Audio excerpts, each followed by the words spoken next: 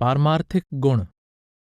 संत मत केवल सोच विचार या कथनी का नहीं, कुछ करने और बनने का मार्ग है। सच्चे परमार्थी को अपने अवगुण छोड़ने और सद्गुण धारण करने पड़ते हैं, ताकि वह माया का भक्त बनने के बजाय सच्चा प्रभु भक्त बन सके। स्वामी जी महाराज ने अपनी वाणी में जीवात्मा को जिन पारमार्थिक गुणों को अपनाने का उपदेश दिया है, उनमें से कुछ के विषय में चर्चा करना आवश्यक है। दया और क्षमा। दूसरों के दुख को सुनना, समझना, उनसे सहानुभूति रखना, उस दुख का निवारण करने का प्रयत्न करना आदि को दूसरों पर दया करना कहते हैं। किसी के अवगुणों और भूलों की उपेक्षा करना, उन्हें भूल जाना क्षमा है। स्वामी जी महाराज फरमाते हैं, काल लाए तन मन में घेरा, दुख सुख पाया तुम बहुतेरा। दुख में देखा तुमको जब ही, दया उठी हम आए तब ही। आप आगे फरमाते हैं, संत दया अपने चित धरें, जीवन माने तो क्या करें। भेद बतावें बानी कहें, देह धरें और जग में रहें। जीव चितावें कृपा धार, बहुत उठावें जीवन भार। आप जी आगे फरमाते हैं, वे दयाल तेरी दया विचारें, दम दम करें सहाम। संत सतगुरु दया के पुंज होते हैं। काल की नगरी में जीवों को मन के अधीन बुरी तरह सुख दुख के चक्र में फंसा हुआ देखकर वे परमात्मा के हुक्म से संसार में आते हैं। संत सतगुरु हमेशा संसार में मौजूद रहते हैं। संसार कभी भी उनसे खाली नहीं होता। वे जीवों के अवगुण नहीं देखते, बल्कि दयावश अनेक प्रकार से उनकी सहायता करते हैं। वे अपनी मधुर वाणी और अपने मनोहर सत्संग द्वारा जीवों को गूढ़ पारमार्थिक भेद समझाते हैं। वे संसार की वास्तविकता का वर्णन करते हैं, आत्मा के परमात्मा के साथ अनादि संबंध पर प्रकाश डालते हैं, जीव को मन माया द्वारा बिछाए गए विषय विकारों और इंद्रियों के भोगों के जाल के प्रति सावधान करते हैं। वे जीव को कर्म और फल के नियम का ज्ञान देते हैं और प्रभु भक्ति के उस सही साधन और मार्ग का भेद बताते हैं, जिसके द्वारा वह मन माया के बंधन तोड़कर निज घर वापस पहुंच सकता है। इतना ही नहीं, वे जीवों को शब्द और नाम का भेद देते हैं और कर्मों के भुगतान में अनेक तरह से जीवों की सहायता करते हैं। वे बाहर भी जीव का सहारा बनते हैं और आंतरिक मंडलों में भी शब्द स्वरूप में कदम कदम पर जीव की सहायता और अगुवाई करके उसे धुरधाम पहुंचाते हैं। हम पीछे विचार कर चुके हैं कि संत सद्गुरु जीवों पर जो भी उपकार करते हैं, उनमें उनका कोई निजी स्वार्थ नहीं होता। वे अपने उपकार के लिए जीव से किसी भी प्रकार के शुक्राने की अपेक्षा नहीं करते। वे जीव के लिए जो करते हैं, निस्वार्थ और दया भाव से करते हैं। संतों का असली उद्देश्य अपनी शरण में आने वाले जीवों को प्रभु भक्ति में लगाकर प्रभु का रूप बनाना होता है। पलटू साहब कहते हैं, पर स्वार्थ के कारणे संत लिया अवतार, संत लिया अवतार जगत को राह चलावें, भक्ति करें उपदेश ज्ञान दे नाम सुनावें। आप समझा रहे हैं कि संत जन परोपकार के लिए सतलोक से इस मृत्युलोक में आते हैं। वे हमें सत्संग के द्वारा प्रभु भक्ति के सही साधन और मार्ग का ज्ञान देते हैं और हर तरह के बाहरी साधनों से हमारा ध्यान हटाकर अंतर में शब्द धुन को सुनने की युक्ति बताते हैं। पारमार्थिक साहित्य में बार बार इस बात पर बल दिया गया है कि कोई जीव अपनी बुद्धि या अपने ही बल द्वारा उस सर्वशक्तिमान और सर्वज्ञाता प्रभु से मिलाप नहीं कर सकता।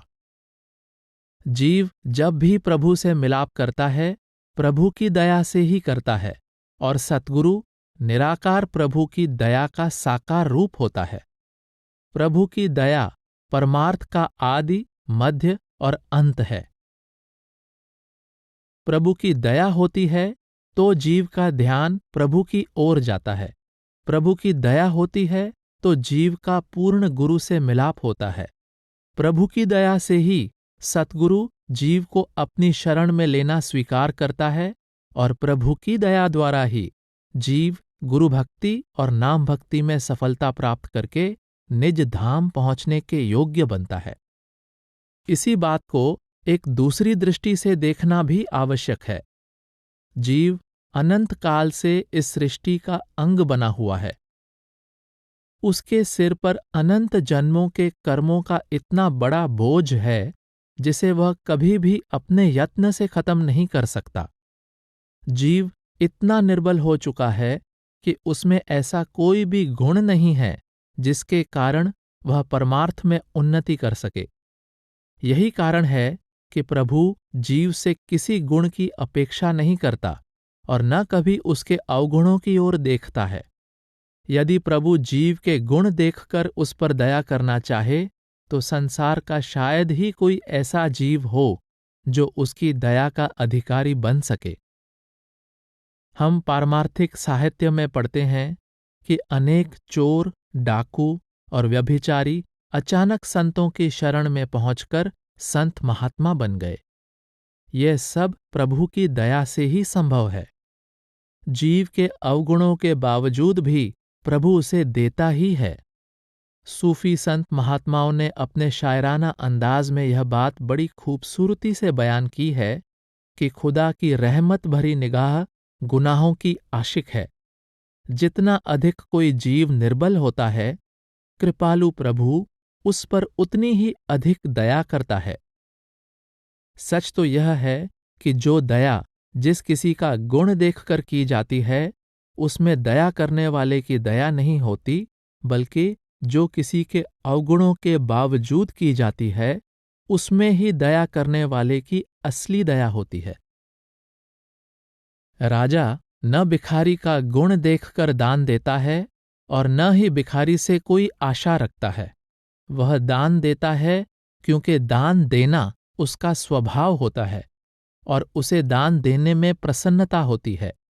इसी प्रकार प्रभु दया करता है क्योंकि वह दया का पुंज है और दया उसका सहज स्वभाव है। दया और क्षमा को इकट्ठा रखा गया है क्योंकि दया के बिना क्षमा असंभव है। जो किसी के अवगुण देखता है वह उस पर दया नहीं कर सकता। अवगुणों को अनदेखा करने वाला ही दूसरों पर दया कर सकता है। प्रभु दया का पुंज है, इसी कारण वह क्षमा का भी पुंज है। संत महात्माओं ने प्रभु की अपार दया मेहर का वर्णन किया है और साथ ही जीव को भी दया का गुण धारण करने की प्रेरणा दी है। गुरु रामदास जी फरमाते हैं, हर के गुण हर पाव दे। अर्थात जो प्रभु के गुण हैं वे प्रभु को औरों में भी अच्छे लगते हैं। जिसका जो शिरोमणि गुण है उसे वही दूसरों में प्यारा लगता है। परमात्मा और सतगुरु दया और क्षमा के रूप हैं, इसलिए जीवात्मा को भी अपने अंदर दया और क्षमा के गुणों को अपनाना चाहिए। हम परमपिता की संतान को दुख पहुंचाकर नहीं बल्कि सुख पहुंचाकर ही परमपिता की प्रसन्नता प्राप्त कर सकते हैं। जीव जितना अधिक दूसरों के साथ दया और क्षमा का व्यवहार करता है, उतना ही अधिक वह परमात्मा और सतगुरु के निकट होता जाता है। स्वामी जी महाराज जीव को दया के इसी दिव्य गुण को धारण करने का उपदेश देते हैं। कोमल चित दया मन धारो, परमार्थ का खोज लगाना। अर्थात सच्चे परमार्थी बनना चाहते हो तो हृदय को कोमल और दयावान बनाओ। हम सदा दूसरों से यह आशा करते हैं कि वे हमारी गलतियों की ओर ध्यान न दें। हम परमात्मा से रोज प्रार्थना करते हैं कि वह हमारे अवगुण बख्श दे और हम पर दया करे। पर जब हमारा अपना समय आता है तो किसी का छोटे से छोटा अवगुण भी बख्शने के लिए तैयार नहीं होते। और छोटी छोटी बातों पर लोगों को नीचा दिखाने, उनको सजा देने और उनसे बदला लेने की कोशिश करते हैं। हम अपने लिए दया प्राप्त करना चाहते हैं, परंतु दूसरों पर दया करने के लिए तैयार नहीं होते। स्वामी जी महाराज उपदेश करते हैं, पर जीव सतावे खिन खिन, छोड़ अपने अवगुण गिन गिन। जीव दया तू पाल, तेरे भले की कहूं, बचन तान मत मार, तेरे भले की कहूं।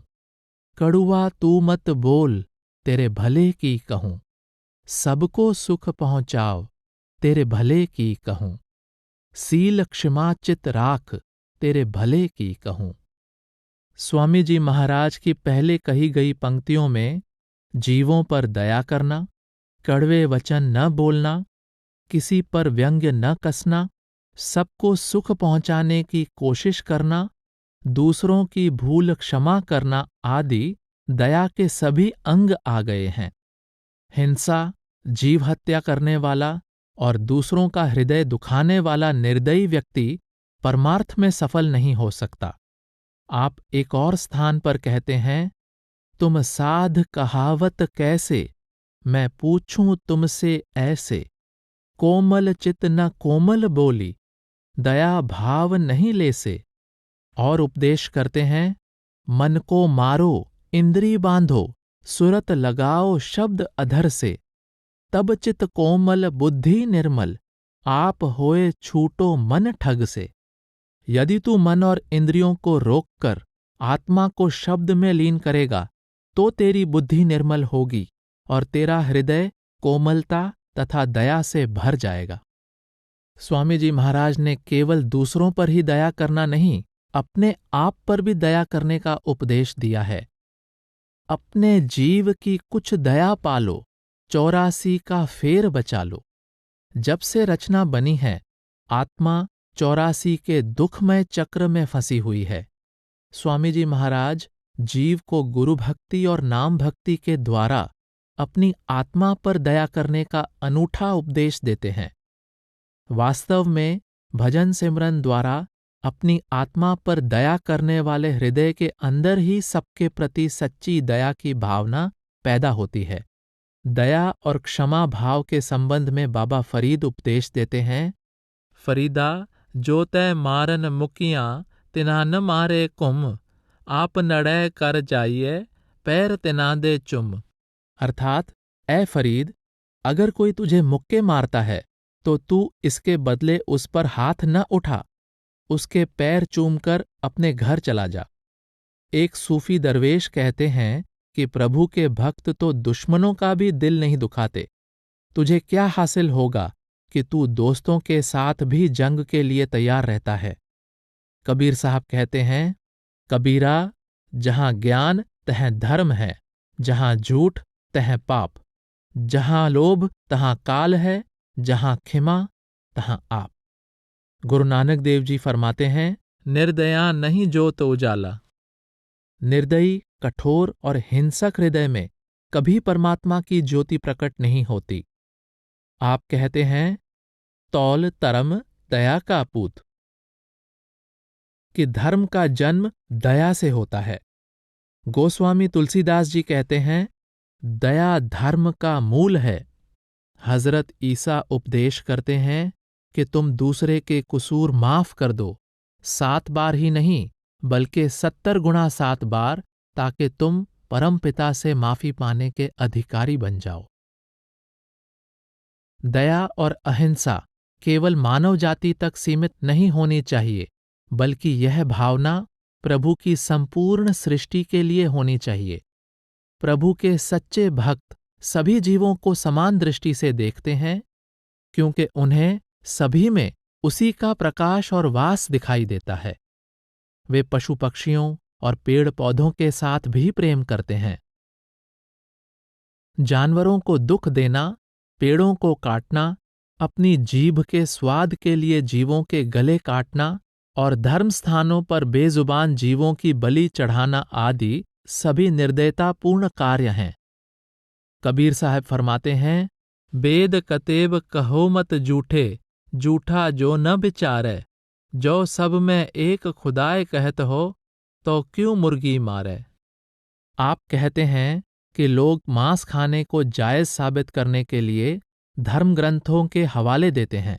इसमें दोष धर्म ग्रंथों का नहीं, दोष धर्म ग्रंथों के मन मर्जी के अर्थ करने वालों का है। वेद शास्त्रों और मुसलमानों, यहूदियों तथा ईसाइयों के धर्म ग्रंथों में कहा गया है कि सभी जीवों में एक ही खुदा का नूर है, तो फिर लोग जानवरों को मारना उचित कैसे कह सकते हैं। आप कहते हैं, जी बदो सो तरम कर थापो, अधर्म कहो कत भाई, आपस को मुनिवर कर थापो, काको कहो कसाई। अगर जीव हत्या करना धर्म है तो अधर्म क्या है?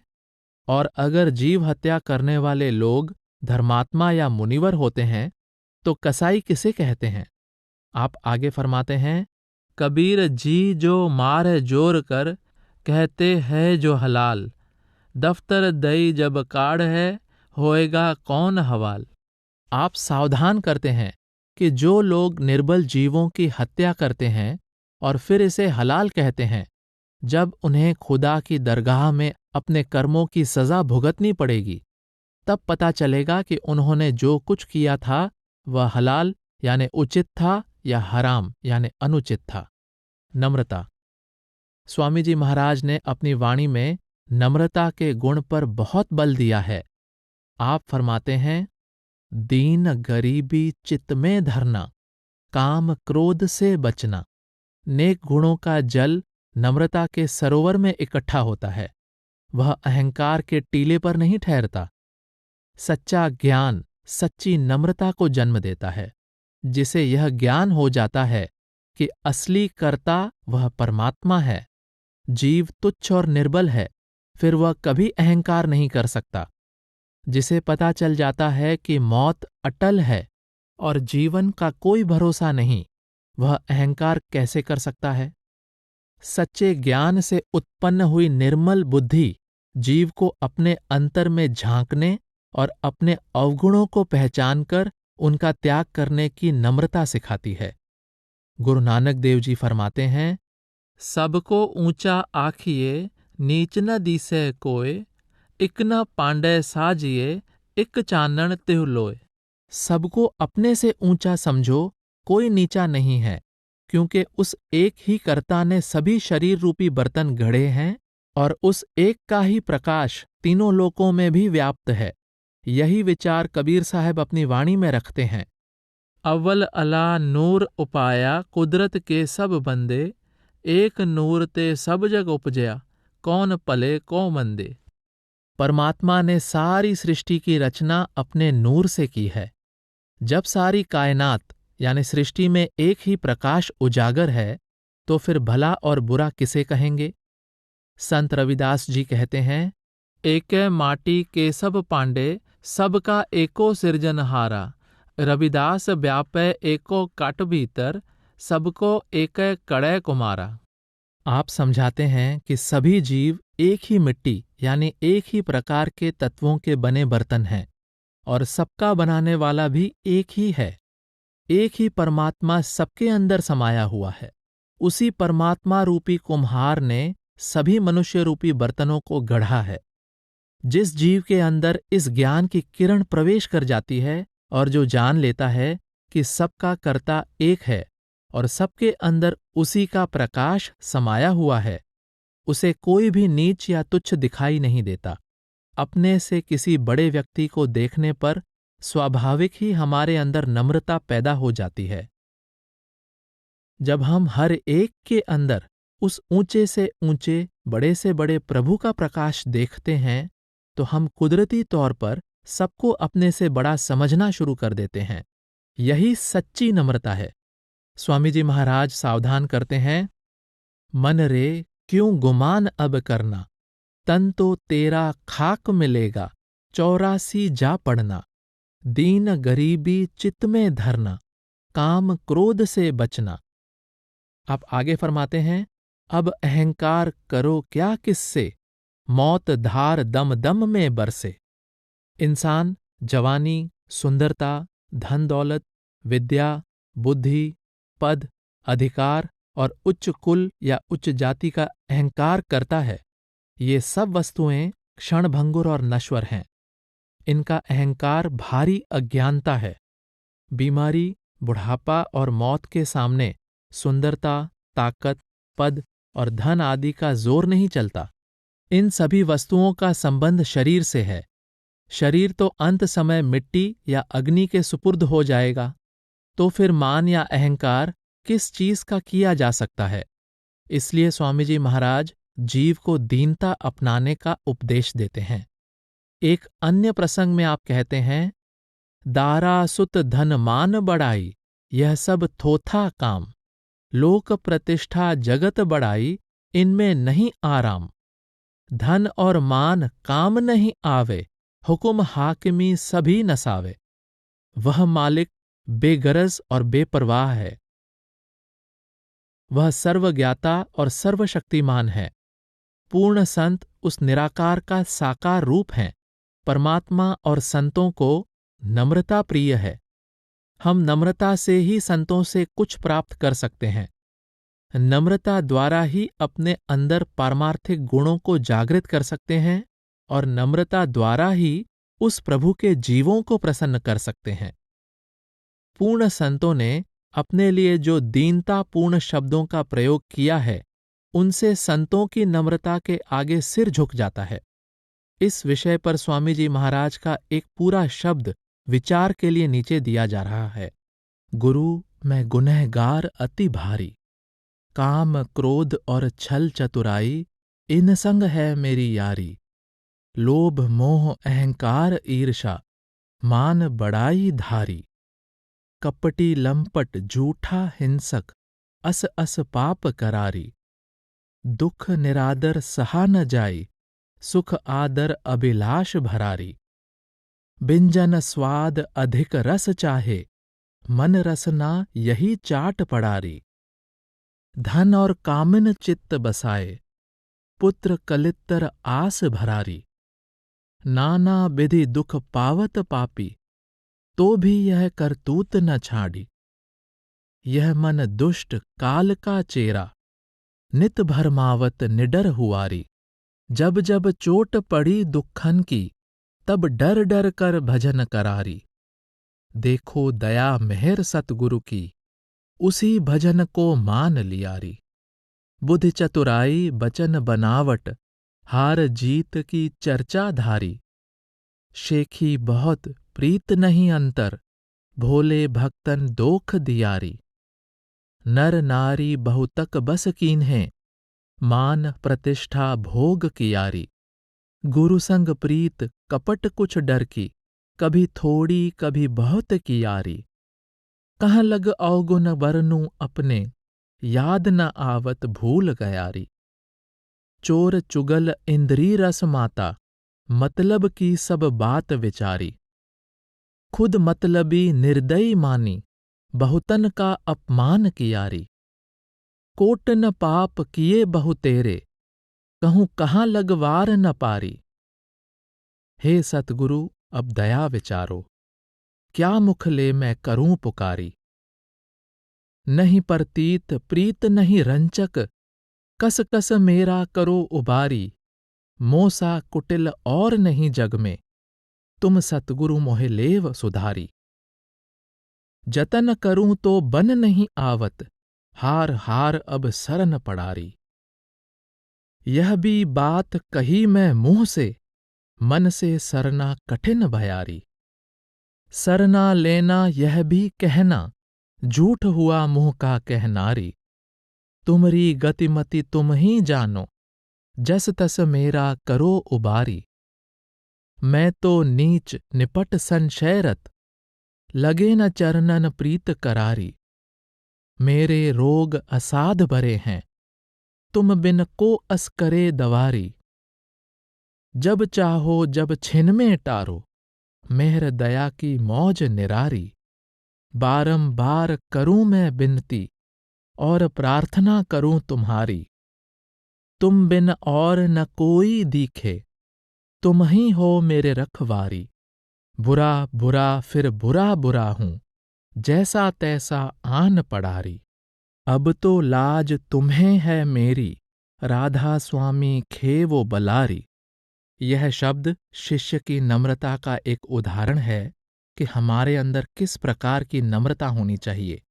हमें इस शब्द से प्रेरणा मिलती है कि हमारी नज़र सदैव अपने अवगुणों पर होनी चाहिए और कभी भी किसी गुण का अभिमान नहीं करना चाहिए।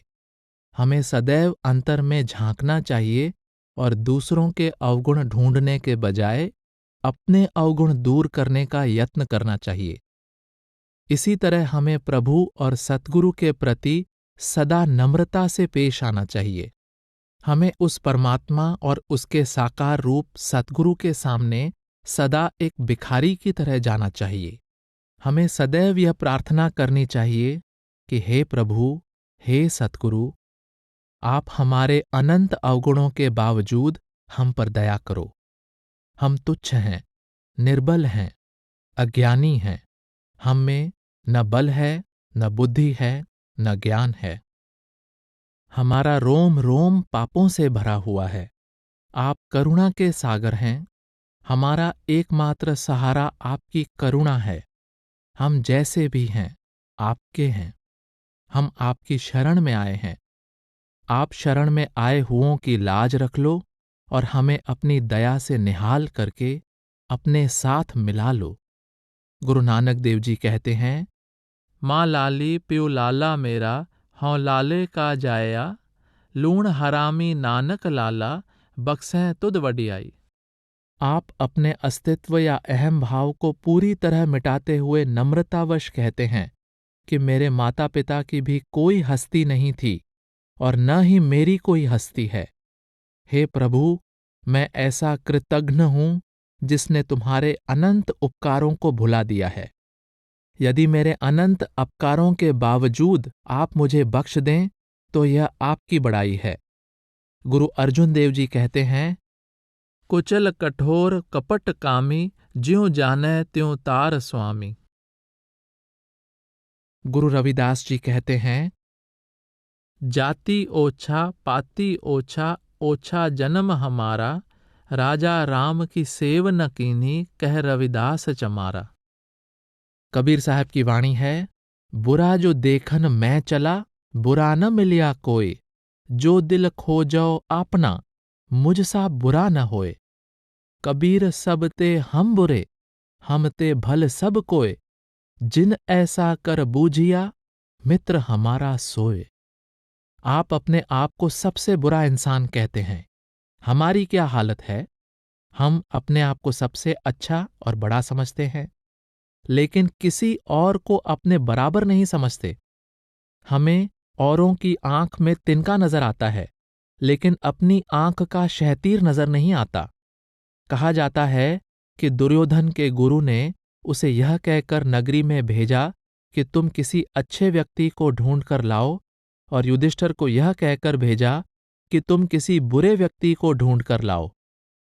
दुर्योधन ने वापस आकर कहा कि मुझे सारी नगरी में कोई अच्छा व्यक्ति नजर नहीं आया, जबकि युधिष्ठिर ने कहा कि मुझे सारी नगरी में बुरा व्यक्ति नजर नहीं आया। नगरी वही थी, पर देखने वाले अलग अलग थे। जैसी दृष्टि वैसी सृष्टि। जो नम्रता की निर्मल दृष्टि से देखता है, उसे सभी लोग अपने से अच्छे दिखाई देते हैं, और जिसने अहम का चश्मा पहन रखा है, उसे सभी लोग घटिया और बुरे दिखाई देते हैं। संतों की अनुपम नम्रता सच्चे परमार्थी के लिए एक जीता जागता उदाहरण और प्रकाश स्तंभ है। पूर्ण संत उस परमपिता परमात्मा का रूप होते हुए तथा हर प्रकार से समर्थ होते हुए भी अत्यंत नम्रतापूर्ण व्यवहार करते हैं। जब ऐसे समर्थ पुरुष भी दासों का दास बनकर रहना पसंद करते हैं, तो हम खुद ही विचार कर सकते हैं कि तुच्छ तथा अति निर्बल जीव में कितनी नम्रता होनी चाहिए। हमारे अंदर इतना अहंकार है कि हम इंसान को इंसान नहीं समझते। हम अपने आप को ऊंचा और महान समझते हैं और दूसरों को छोटा और तुच्छ। संत महात्माओं ने, गुरु साहिबान ने संगत और पंगत की रीति जारी की। उनका उद्देश्य था कि जीव में नम्रता के गुण पैदा हों। जब हम एक साथ गुरु के लंगर में सेवा करते हैं और साथ बैठकर एक ही पंक्ति में लंगर खाते हैं, तो हमारे अंतर से जाति, पद, धन दौलत, विद्या, बुद्धि आदि का मान निकलता है और मन में नम्रता पैदा होती है। संत महात्माओं ने कुएं और सरोवर बनाए। उन्होंने संगत के लाभ और आराम के लिए गुरुद्वारों, धर्मशालाओं और सत्संग घरों के निर्माण में संगत से तन और धन की सेवा करवाई, ताकि शिष्यों के हृदय में नम्रता उत्पन्न हो। सेवा के समय हम अपने आप को छोटा और संगत को बड़ा समझते हैं। हम अपनी प्रसन्नता को गुरु और संगत की प्रसन्नता के अधीन कर देते हैं। इससे हमारे अंदर नम्रता पैदा होती है। स्वामी जी महाराज फरमाते हैं कि दीनता प्राप्त करने के लिए सच्चे परमार्थी को एक भिखारी के आचरण से लाभ उठाना चाहिए। दीनहीन जानो अपने को, निपट नीच मानो अपने को। जैसे जग में महाभिखारी, दीन गरीबी उन सब धारी। तुम सत्संग कर क्या फल पाया, उनका सा भी मन न बनाया। अब ऐसा तुम्हें करना चाहिए, अपने मन अधीनी धरिए। सच्चा परमार्थी नम्रता के साथ सद्गुरु और परमात्मा से विनती करता है। भिखारी यह नहीं देखता कि दाता भीख देगा या नहीं। वह इस बात की परवाह नहीं करता कि उसे दाता के द्वार से दुत्कार दिया गया है। दुत्कारे और फटकारे जाने पर भी वह दाता का द्वार नहीं छोड़ता। इसी प्रकार सतगुरु का सच्चा सेवक उसके दरबार में मान बढ़ाई और पद का लालच छोड़कर आता है। वह दीन बनकर, दासों का दास बनकर संगत में रहता है और अत्यंत दीनता और नम्रता के साथ सतगुरु और परमेश्वर से दया मेहर के लिए अर्ज करता है। वह अपने गुणों का मान नहीं करता, अवगुणों का पश्चाताप करता है।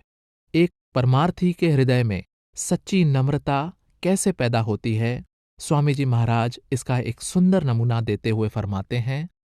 शब्द की करनी करो सदारी, शब्द बिन खुदी न जाए तुम्हारी। आप एक अन्य प्रसंग में कहते हैं, जो शब्द का रसिया होता तो मान प्रतिष्ठा खोता। तेरी दशा और ही होती, तेरी सुरत न कभी बहती। आप एक और जगह फरमाते हैं, अब सील क्षमा मन छाई, गई तपन काम दुखदाई। फिर क्रोध लोभ भी भागे, अहंकार मोह सब त्यागे। धुन 5 शब्द घट जागी, मन हुआ सहज बैरागी। आप समझाते हैं कि सभी गुणों की खान शब्द यानी नाम है। जब तक लिव अंतर में शब्द से नहीं जुड़ती, अपनी ओर से नम्रता धारण करने का यत्न करना चाहिए, लेकिन सच्ची नम्रता जब भी पैदा होगी, नाम की कमाई द्वारा ही होगी। हमारे अंदर काम, क्रोध, लोभ, मोह, अहंकार के जो भी विकार हैं, वे नाम से विमुख होने के कारण हैं। जैसे जैसे मन में नाम का अमृत भरता जाता है, इसमें से विकारों का विष बाहर निकलना शुरू हो जाता है। जब मन का बर्तन शब्द के अमृत से पूरी तरह भर जाता है, तब किसी प्रकार के विकार के लिए जगह नहीं रहती। काम, क्रोध, लोभ, मोह, अहंकार आदि सभी विकारों का अंधकार नाम के प्रकाश से दूर हो जाता है और मन शील, क्षमा, संतोष, विवेक और नम्रता के गुणों से परिपूर्ण हो जाता है। सेवा एक दिव्य भावना है, जिसमें हम निष्काम भाव से दूसरे की प्रसन्नता के लिए कोई कार्य करते हैं। सेवा का आधार नम्रता और प्रेम है। जिसे हम प्यार करते हैं, उसकी प्रसन्नता के लिए हम उसकी सेवा करते हैं। सच्चा परमार्थी सतगुरु को सत्पुरुष का रूप समझता है, इसलिए वह सतगुरु की सेवा द्वारा सत्पुरुष की प्रसन्नता प्राप्त करने की कोशिश करता है, क्योंकि सतगुरु की सेवा ही सत्पुरुष की सेवा है। स्वामी जी महाराज फरमाते हैं, गुरु सेवा कर गुरु रिझाओ, आओ तुम इस ढंग में। आप आगे फरमाते हैं, उनका खुश होना है भारी, सत्पुरुष निज कृपाधारी। स्वामी जी महाराज ने सच्चे परमार्थी के लिए 4 प्रकार की सेवा नियत की है। तन की सेवा, धन की सेवा, मन की सेवा और सुरत शब्द की सेवा। आप तन की सेवा के विषय में कहते हैं, नित प्रति दर्शन परसन करे, रूप अनूप चित्त में धरे, आरत सेवा नित ही करे, काम क्रोध मद चित्त से हरे, चरण दबावे पंखा फेरे, चक्की पीसे पानी भरे, नाना विधि की सेवा करे, नीच ऊंच जो आ पड़े, कोई टहल में आर न लावे, जो गुरु कहें सो कार कमावे। सतगुरु का दर्शन करना और विषय विकारों से बचना तन की सेवा है। इससे तन निर्मल होता है। सतगुरु की निजी सेवा भी तन की सेवा है। यह सेवा मुबारक है, पर हजारों शिष्यों और सत्संगी इस सेवा से लाभ नहीं उठा सकते और न ही संतजन इस सेवा की आम इजाजत देते हैं। इसके विपरीत संगत सतगुरु की आत्मिक संतान है। संगत में सतगुरु का वास है, इसलिए संगत की सेवा सतगुरु की प्रसन्नता का कारण बनती है। इस सेवा के लिए स्वामी जी महाराज ने यह नियम बनाया है, जो गुरु कहें सो कार कमावें, और नीच ऊंच जो आ पड़े वे सब संगत की सेवा प्रेम पूर्वक करें। हमें अपनी मर्जी, रुचि, बुद्धि, पद आदि की परवाह किए बिना प्रसन्नतापूर्वक संगत की हर प्रकार की सेवा के लिए तत्पर रहना चाहिए। एक सेवा को ऊंची और दूसरी को नीची समझना अज्ञानता है। सेवा का मुख्य उद्देश्य मन को नम्र बनाना और अपनी पसंद को दूसरे की पसंद के अधीन करना है। सेवा बड़ी या छोटी नहीं होती, हमारी वृत्ति बड़ी या छोटी होती है। जब मन पहले ही यह भाव पैदा कर देता है कि यह सेवा छोटी है और यह बड़ी है, तो सेवा का मूल उद्देश्य ही खत्म हो जाता है। इस भावना में तो हम मन की इच्छा को सद्गुरु की रजा से ऊंचा दर्जा दे देते हैं, जबकि वास्तविक लक्ष्य इसके बिल्कुल विपरीत है। हर सेवा समान है और प्रेम पूर्वक की गई सेवा से सेवक सतगुरु की प्रसन्नता हासिल करता है। संत महात्माओं ने लंगर के लिए ईंधन लाने, पानी ढोने, संगत के जूते संभालने आदि की सेवा के जो निजी उदाहरण प्रस्तुत किए हैं, उनको देखकर बुद्धि दंग रह जाती है। ये सब कुछ हमारे सामने सच्ची सेवा का अत्यंत सुंदर नमूना है। इससे हमें प्रेरणा मिलती है। तन की सेवा द्वारा शरीर निर्मल होता है, मन विषय विकारों की ओर से मुड़ता है, मन में से ऊंच नीच के भाव निकलते हैं, नम्रता पैदा होती है और हृदय में सतगुरु और उसकी संगत का प्यार जागता है। सेवा दूसरों पर हुक्म चलाने की इच्छा पूरी करने के लिए नहीं, बल्कि जिसकी सेवा करते हैं उसकी प्रसन्नता प्राप्त करने के लिए की जाती है। नम्रता, दीनता और प्रेम के भाव के बिना सेवा से सच्चा पारमार्थिक लाभ प्राप्त नहीं हो सकता। तन को पूरी तरह स्थिर रखकर सतगुरु के उपदेश के अनुसार भजन सिमरन में लगाने का यत्न करना भी एक तरह से तन की सेवा है। धन की सेवा के संबंध में स्वामी जी महाराज फरमाते हैं, धन की सेवा यह है भाई, गुरु सेवा में खर्च कराई। गुरु नहीं भूखा तेरे धन का, उन पे धन है भक्ति नाम का। पर तेरा उपकार करावें, भूखे प्यासे को दिलवावें।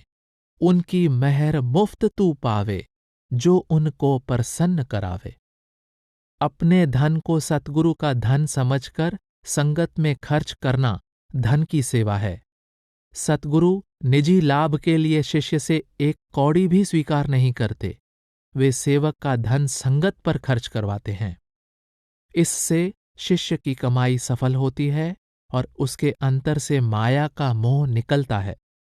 उसकी वृत्ति संसार के बजाय परमार्थ की ओर जाती है और उसकी संपूर्ण जीवनधारा बदल जाती है। मन की सेवा के विषय में स्वामी जी महाराज के विचार हैं। दर्शन करे बचन पुनि सुने, फिर सुन सुन नित मन में गुने। गुन गुन छांट ले उन सारा, सार धार तिस करे आहारा। कर आहार पुष्ट हुआ भाई, जग भव लाज अब गई नसाई। गुरु भक्ति जानो इश्क गुरु का, मन में धसा सुरत में पक्का। पक पक घट में गाड़ा थाना, थान गाड़ अब हुआ दीवाना। गुरु का रूप लगे अस प्यारा, कामिन पति मीना जलधारा। सत्संग करना ऐसा चाहिए, सत्संग का फल यही सही है। जब सतगुरु प्रसन्न होए, दें नाम का दान। दीन होए हृदय धरे, करे नाम पहचान। आप मन की सेवा में सतगुरु के सत्संग को पहला स्थान देते हैं। शिष्य को चाहिए कि सत्संग से जुड़ा रहे और सतगुरु के वचनों को हृदय में उतार ले। बार बार इन वचनों पर विचार करे, इनमें प्रकट हुए ज्ञान को अच्छी तरह पल्ले बांध ले और अपनी रहनी को इन वचनों के अनुसार ढालने का प्रयत्न करे। सतगुरु के उपदेश के अनुसार परमात्मा की प्राप्ति को जीवन का मूल ध्येय माने। संसार तथा लोकलाज का भय हृदय से निकाल दे। उसके अंदर यह दृढ़ प्रतीति हो जाए कि परमात्मा और सतगुरु महान हैं तथा संसार और इसके रिश्ते तुच्छ हैं।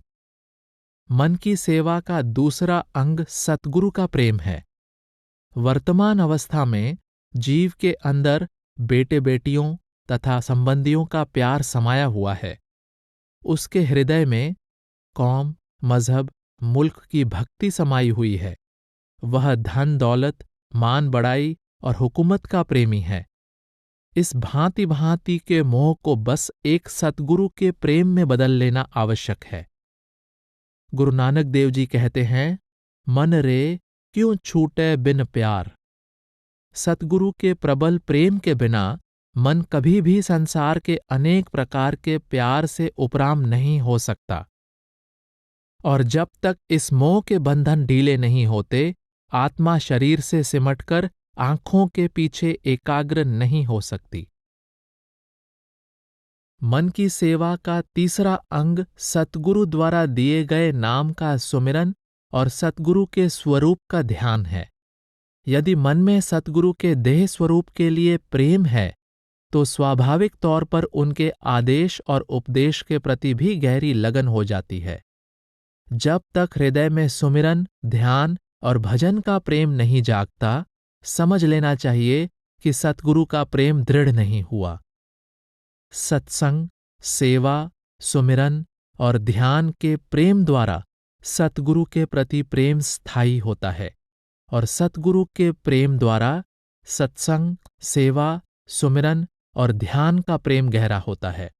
सतगुरु के बताए अनुसार शरीर के रोम रोम में फैली मन और आत्मा की धाराओं को सुमिरन और सतगुरु के ध्यान द्वारा आंखों के पीछे एकाग्र और स्थिर करना मन की सेवा है।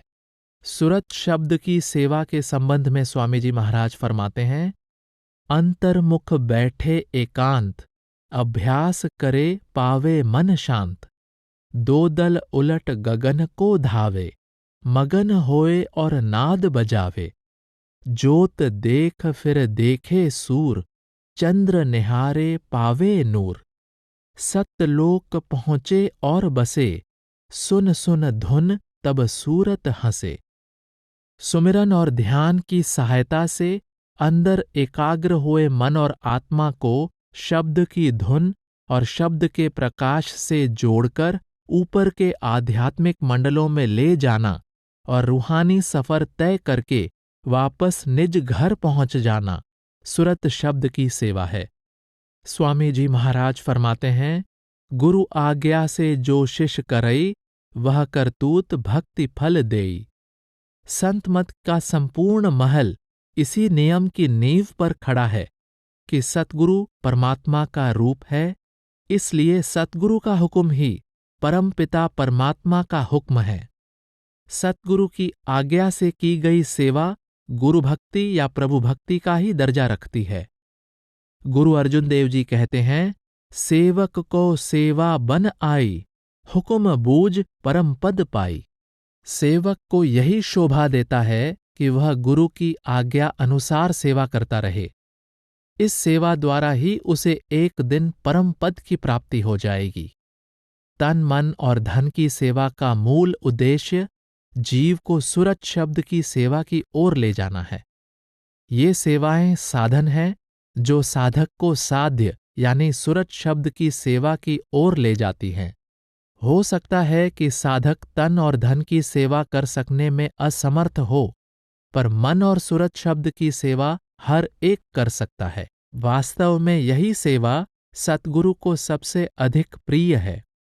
शिष्य की इस सेवा से सतगुरु को सबसे अधिक प्रसन्नता होती है और शिष्य को सबसे अधिक पारमार्थिक लाभ भी इसी से होता है। ध्यानपूर्वक देखा जाए तो चारों प्रकार की सेवा का मूल उद्देश्य शिष्य को परमार्थ में तरक्की करने और परमात्मा से मिलाप करने में सहायता देना है। गुरु अमरदास जी ने भी अपने ढंग से 4 प्रकार की सेवा का उपदेश दिया है। आप फरमाते हैं, तन मन तन सब सौंप गुरु को, हुक्म मनिए पाइए। अर्थात तन मन और धन से सतगुरु की सेवा करना और सतगुरु के हुक्म के अनुसार सुरत शब्द का अभ्यास करना ही परमात्मा की प्राप्ति का सच्चा साधन है। आप अन्य प्रसंग में फरमाते हैं, सतगुरु सेवे तामल जाए, जीवत मरै हर्ष्यों चित लाए।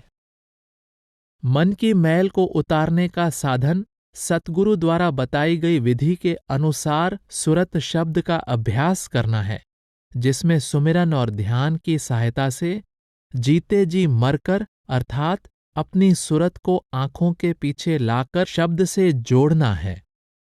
सेवा बड़े भाग्य से मिलती है। यह एक महान वरदान है। हर कोई न तो सेवा कर सकता है और न ही वह परम पिता परमात्मा और सतगुरु सबको यह सौभाग्य बख्शता है।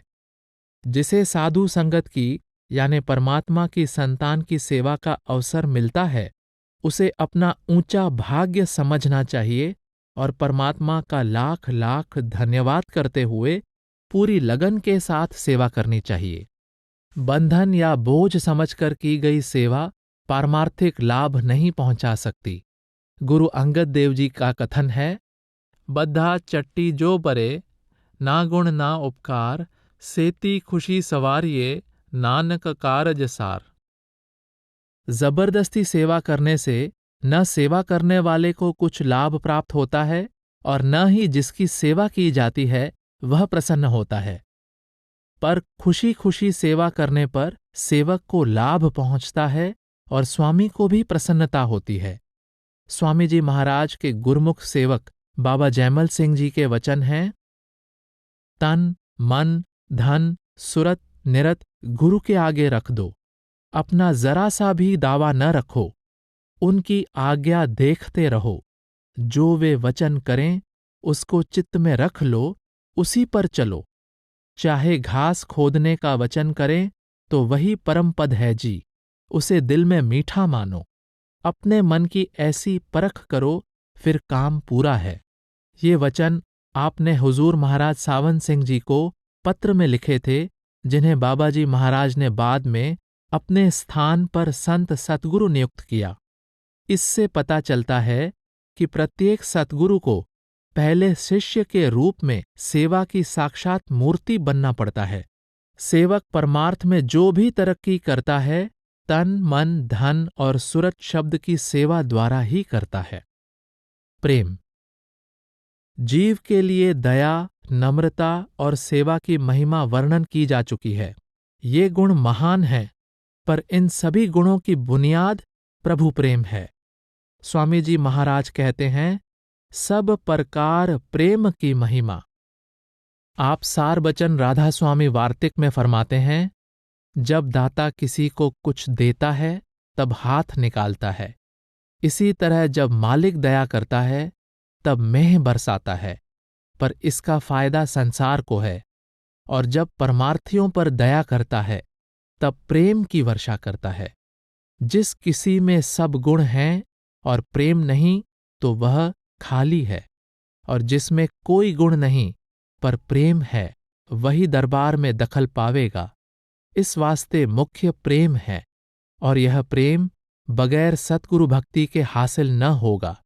आपका भाव है कि यदि प्रभु प्रेम के दिव्य भाव का आधार न हो तो विद्या, धन, पद, नेक आचरण, दान पुण्य आदि हर प्रकार के गुण निरर्थक हैं। पूर्ण संतों की वाणी में परमात्मा से मिलाप के लिए आत्मा की जिस गहरी तड़प का, जिस मर्मस्पर्शी विरह का वर्णन है, वह जीवात्मा के अंदर जागृत हो चुकी प्रीति का सूचक है। हुजूर स्वामी जी महाराज की वाणी में प्रियतम से मिलाप के लिए तड़प रही विरहणी का वर्णन इस प्रकार है। यह आरत दासी रची प्रेम सिंध की धार, धारा उमंगी प्रेम की, जाका वार न पार।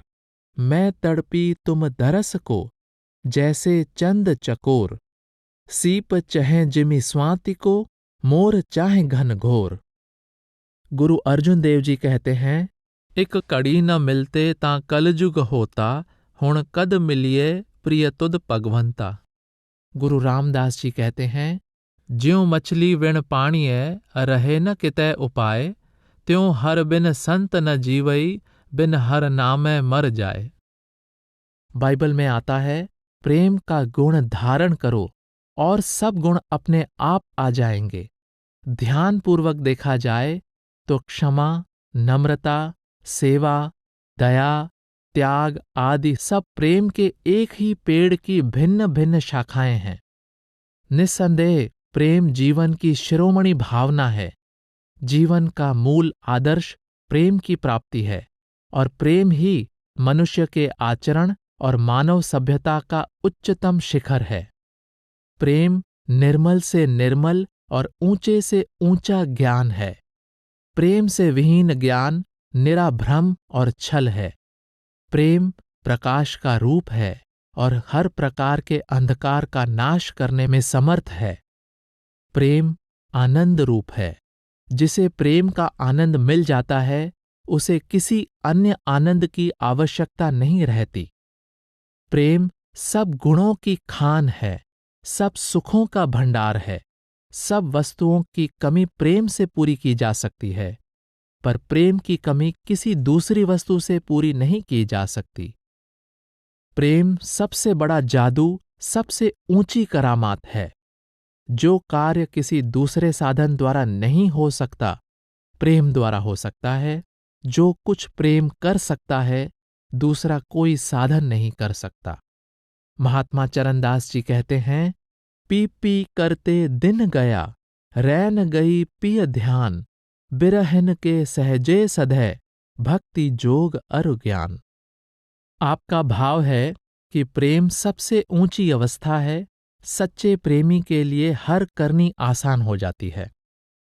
स्वामी जी महाराज फरमाते हैं, प्रेम रूप आत्म परमात्म, भक्ति रूप सतनाम बखान। भक्ति और भगवंत एक हैं, प्रेम रूप तू सतगुरु जान। प्रेम रूप तेरा भी भाई, सब जीवन को यों ही मान। आप कहते हैं कि परमात्मा, सतगुरु और आत्मा तीनों प्रेम रूप हैं। तीनों का मूल स्वभाव एक है। आत्मा का मूल स्वभाव प्रभु का प्रेम है, और इसका सच्चा धर्म भी प्रभु का प्रेम है। वर्तमान अवस्था में यह प्रेम सोया हुआ है। यह इंद्रियों के भोगों, विषय विकारों, संसार की शक्लों और पदार्थों के मोह के नीचे दब चुका है। इस सोए हुए प्रेम को पुनः जगाना और दबे हुए प्रेम को पुनः प्रकट करना ही समस्त पारमार्थिक करनी का मूल उद्देश्य है। पूर्ण रूहानी सिद्धांत का मूल यह है कि संसार का प्रेम संसार से बांधकर रखता है, और परमात्मा का प्रेम इसे संसार के मोह से छुड़ाकर परमात्मा से मिला देता है।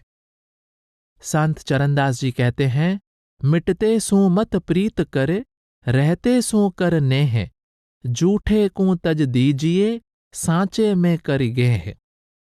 आप कहते हैं कि नाशवान और झूठे जगत के मोह को त्याग कर सच्चे अविनाशी प्रभु से प्रेम करना चाहिए। जप तप पूजा पाठ आदि ही नहीं, बल्कि सत्संग, सेवा, सुमिरन और नाम के अभ्यास का वास्तविक उद्देश्य भी आत्मा के अंदर सोए हुए प्रभु के प्रेम को जागृत करना है।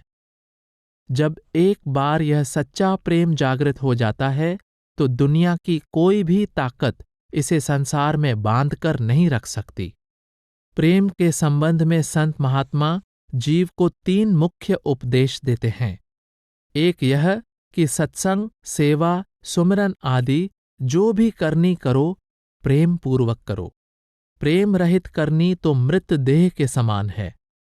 इसमें प्राणों का संचार करने वाली शक्ति प्रेम है। वर्षों की रूखी और नीरस करनी से वह लाभ नहीं होता जो पल भर की भावभीनी और प्रेम भरी भक्ति से होता है। एक सूफी फकीर कहता है कि तू खुशकी की राह छोड़ दे और तरी का रास्ता अपना, क्योंकि इससे तू जल्दी मंजिल पर पहुंच जाएगा। सूफी दरवेश समझाते हैं कि जब प्रेम की उमंग उठती है और आंखें प्रेम से सजल हो जाती हैं और आत्मा विरह में तड़पती है, तो पल भर में इतना फासला तय कर लेती है जितना नीरस अभ्यास से कई सालों में नहीं कर सकती।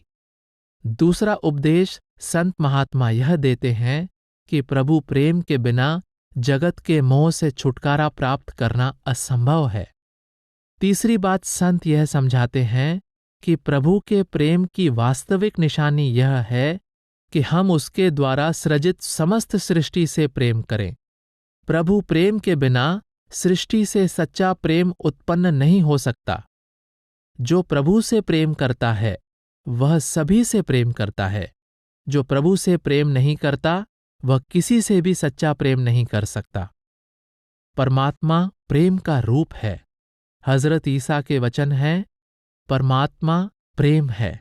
संत दादू दयाल जी फरमाते हैं, दादू, इश्क अल्लाह की जात है, इश्क अल्लाह का अंग, इश्क अल्लाह औजूद है, इश्क अल्लाह का रंग। हजरत ईसा फरमाते हैं कि मेरा पहला उपदेश है कि अपने खुदा को तन, मन और सच्चे दिल से प्यार करो।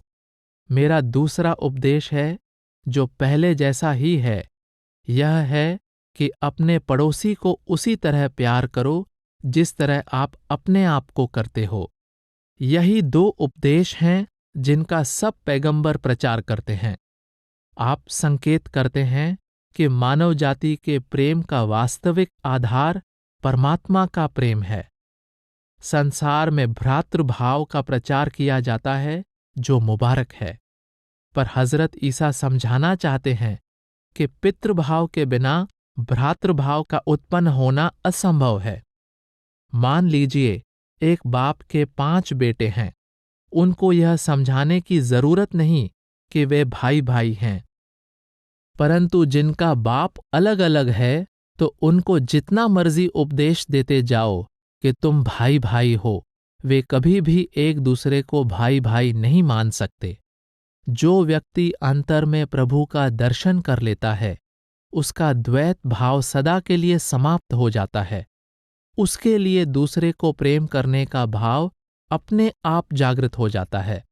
यह केवल मनुष्य को ही नहीं, पशु पक्षियों को भी समान प्रेम भाव से देखता है, क्योंकि वास्तव में वह उनसे नहीं, उनके अंदर बैठे प्रभु से प्रेम करता है। यही कारण है कि पूर्ण संतों ने अपने ऊपर अत्याचार करने वालों से भी प्रेम किया, क्योंकि उन्हें उनके अंदर भी वही प्रभु दिखाई देता है। कहा जाता है कि जब जल्लाद सरमद को कत्ल करने के लिए आगे बढ़ा तो सरमद ने कहा, तू आ, तू जिस शक्ल में भी आए, मैं तुझे खूब पहचानता हूं। गुरु अर्जुन देव जी कहते हैं, ब्रह्मज्ञानी के मित्र शत्रु समान, ब्रह्मज्ञानी की सब ऊपर मया, ब्रह्मज्ञानी ते कछु बुरा न पया। ब्रह्मज्ञानी सबके साथ एक सा प्यार करता है और सबके ऊपर एक सी दया करता है।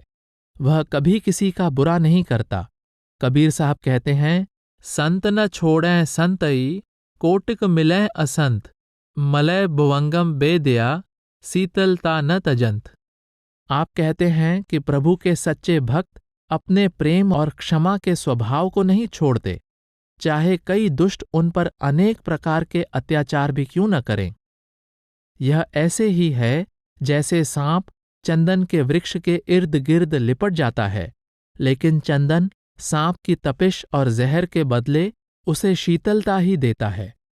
हमारी यह हालत है कि हम अपने आप को किसी न किसी धर्म का अनुयायी मानते हैं और दूसरे धर्म के लोगों से नफरत करते हैं।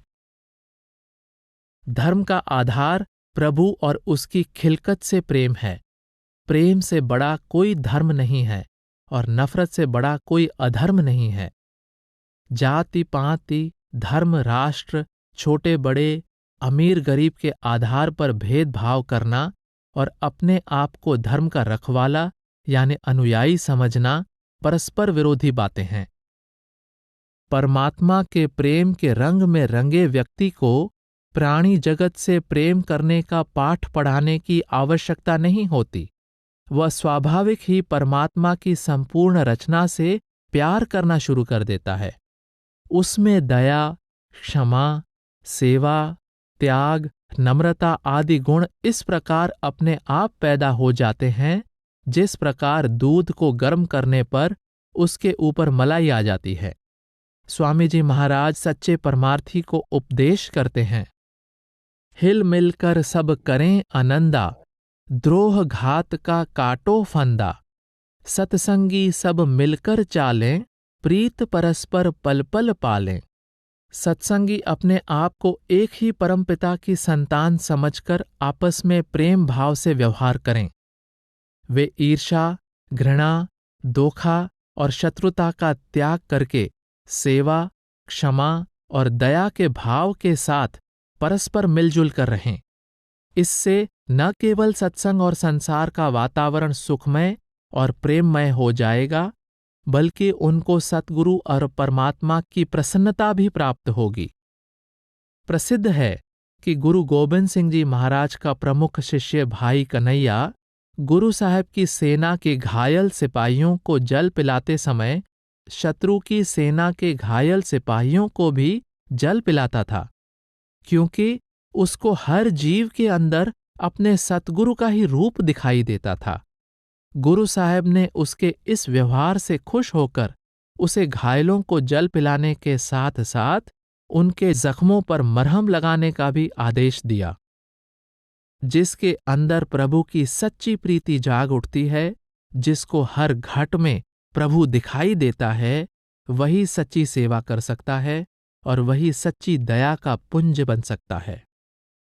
प्रेम रहित दया, सेवा और नम्रता निष्प्राण हैं। सेवा, नम्रता और दया में धड़कन पैदा करने वाला, इनमें प्राणों का संचार करने वाला भाव प्रेम है।